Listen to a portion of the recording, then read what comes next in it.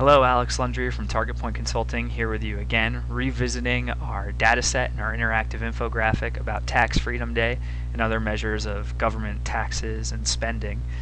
And since today is tax day and a lot of us are writing big checks to the federal government, I thought we might take a bit more of an optimistic look at the data here and show you how things actually haven't changed all that much over the last 50 or 60 years.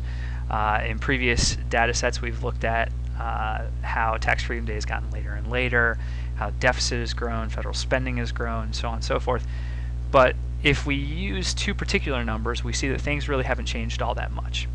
And what we're doing here is looking at spending, federal spending as a percentage of GDP, and then federal tax receipts as a percentage of GDP as well. The size of the bubble is the gross domestic product in millions, and the color is going to represent the presidential party.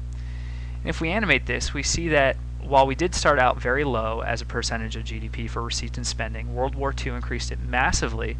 But once you get to 1953, we're going to find that things don't really change all that much.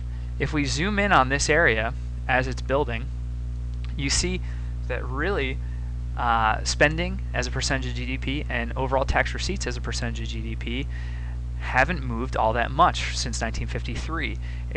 Spending has hovered between 16% and 24%, and tax receipts as a percentage of GDP have hovered, between 15% and 20%. There hasn't been all that much change between these, at least on a percentage level.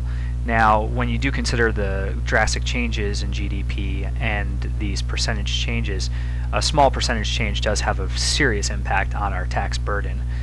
So while the glass can be looked at as half full, it indeed is also half empty at the same time.